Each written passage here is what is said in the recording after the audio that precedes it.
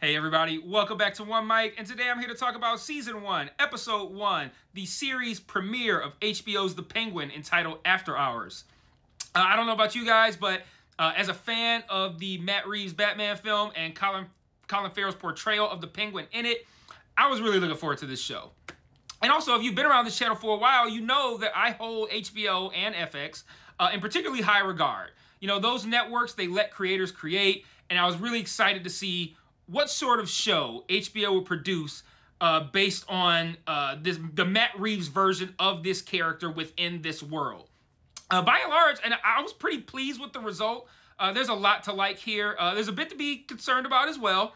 Unsurprisingly, Colin Farrell as Oz Cobb, as they call him on the show. I'm not going to call him that anymore, but that's what they call him on the show. He's a real standout, obviously. Colin's been given the opportunity to really flesh out this character, and the main purpose of this episode is to do just that. And I really enjoyed the result. We learned a ton about Oswald in this episode, and I enjoyed both the journey of learning about him, and I enjoyed the character itself. And then you have Kristen Milioti, already probably the best I've ever seen her. Playing an incredibly perceptive and wildly intimidating, which is wild for Kristen, Sophia Falcone, daughter of the late Carmine Falcone, whose death has opened up a power vacuum in Gotham. These two alone are going to make this show worth watching, but there is a little bit of cause for concern, at least right now. I still kind of feel unsure of what kind of show this is going to be. Like, at times, it felt very much like the film, particularly with those great opening minutes. Dark, violent, seedy, intense. Then at other times, it almost kind of felt like a buddy cop comedy. That's like, how's Oswald going to get out of this jam? Let's find out. And admittedly, I enjoyed those moments for what they were, but what kind of show is this going to be? Is it going to feel more tonally aligned with the movie? You know, Oswald going to extreme lengths to fill that power vacuum at the top of Gotham's underworld, you know, while trying to avoid Sophia finding out what he's up to? Is it going to be something like intense and deep and dark and violent like that? Or is it going to be more like him and Victor Aguilar going on adventures and getting out of jams, and then those adventures will be loosely connected via the main thread involving Sophia in these darker moments? Yeah, I feel like, I hope it's not, but I feel like it might be the latter thing.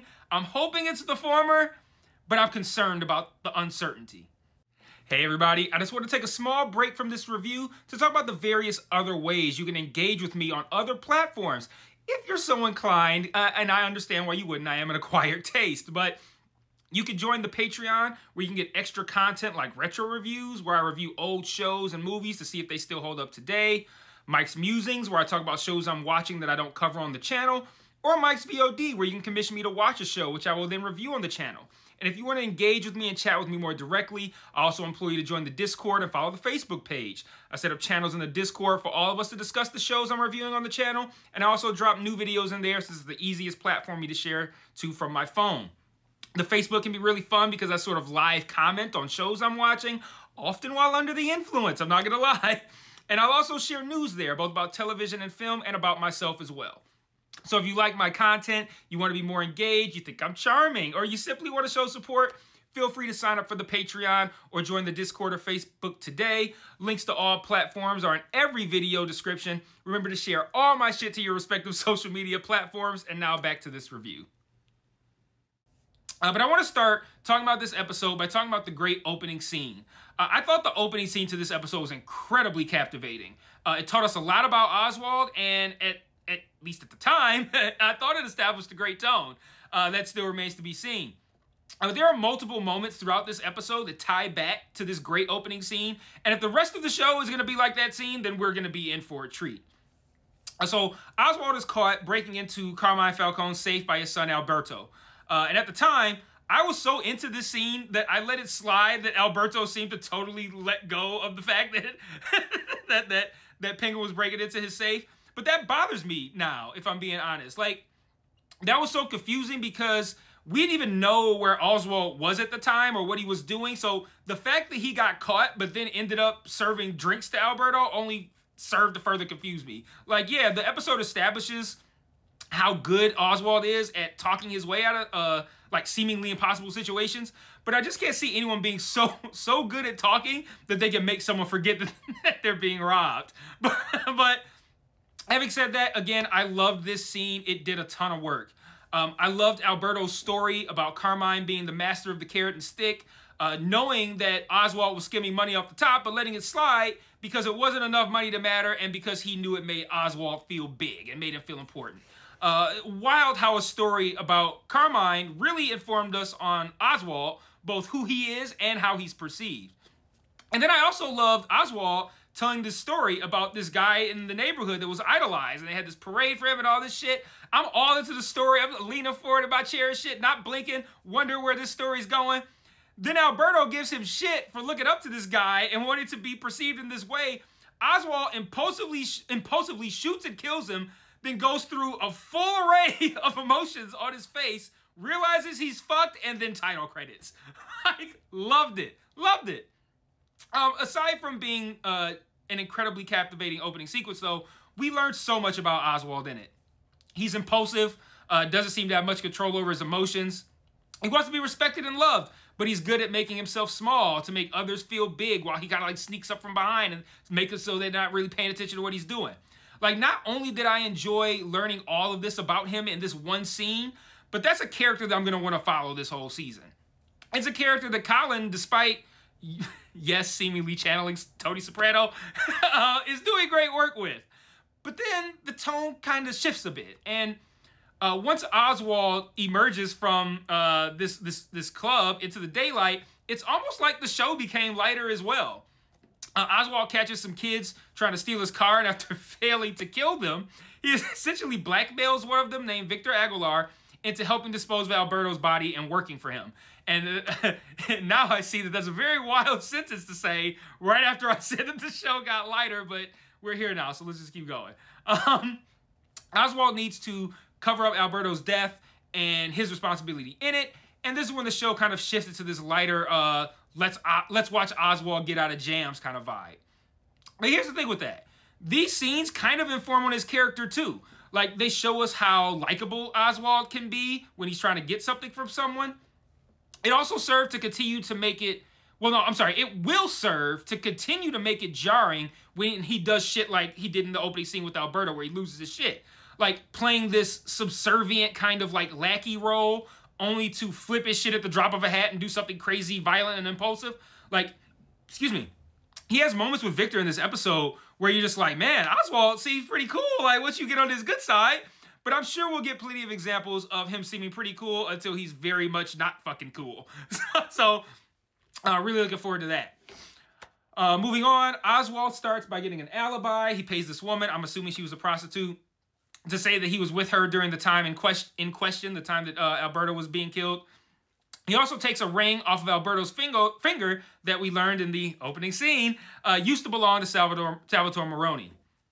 He then gets called to meet with this group called The Family, who tell him that they're shutting down his business and moving it somewhere else. Apparently, in the aftermath of what took place in the film, a lot of Oswald's eye drop drugs were lost in the flooding. He says he recovered 70% of it, but they say, nope, still not good enough. We're shutting you down, moving somewhere else. The great opening scene, again, it comes into play when Oswald uses info that he got from Alberto in that scene to make up this lie on the spot about this new revolutionary drug that he's got coming in that he's going to make a lot of money on. Another example of Oswald being able to think quickly on his feet, but he got no info about this drug from Alberto. So that's a problem for future Oswald. But it's a problem for future Oswald, but it's not for distant future Oswald, because this is where we meet Sophia. She comes in with her intimidation rating set to a 99. We find out also that she was recently in Arkham. So they immediately establish that she is not to be fucked with. We don't know it at the time, but she's suspicious in this scene because Oswald references all this info that he got from Alberto about this revolutionary drug, but he also doesn't know that Sophia was in on this with her brother as well.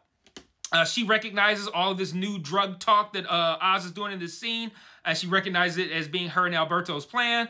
How the fuck would Oswald know about this and use it in this lie? And does that also mean that he knows anything about Alberto's whereabouts because Alberto is missing at this time? And again, We see how smart Oswald is in this scene, how good he is at thinking on his feet, because he tells Sophia that he was also in on this plan and that Alberto was just keeping things from both of them. And here's the thing. It's not even a good lie, right? But that's what makes this character even more compelling. It's like he just barely gets out of these situations.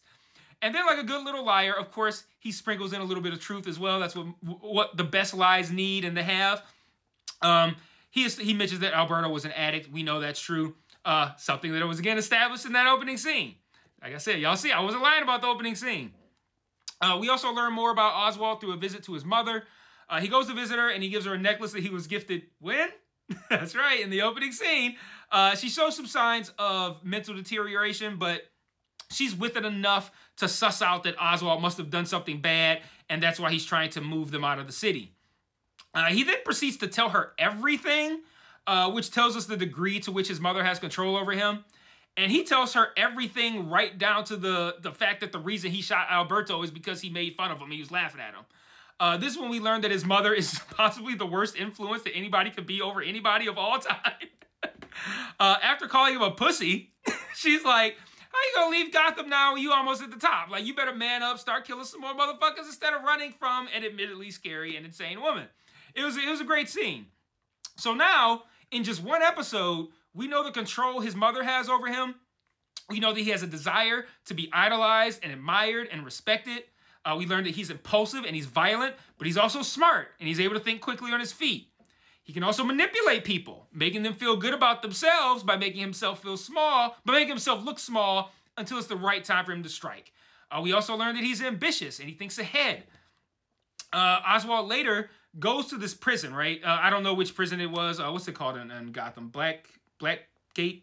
I don't know, but they don't say the name of the prison. But he goes there to visit Salvatore Maroni, played by the great Clancy Brown, and he pledges allegiance to him. And I certainly hope all of you were at least suspicious of this loyalty pledge. But anyway, he pledges allegiance to him and gifts him the ring that he took off of Alberto's hand that used to belong to Salvatore. So later, when Victor drives the car with Alberto's body in the trunk into that building and it says payback on the trunk and the finger is there without the ring on it, we know that Sophia is now going to have no choice but to believe that Maroni is behind the murder of Alberto. It's a pretty genius move.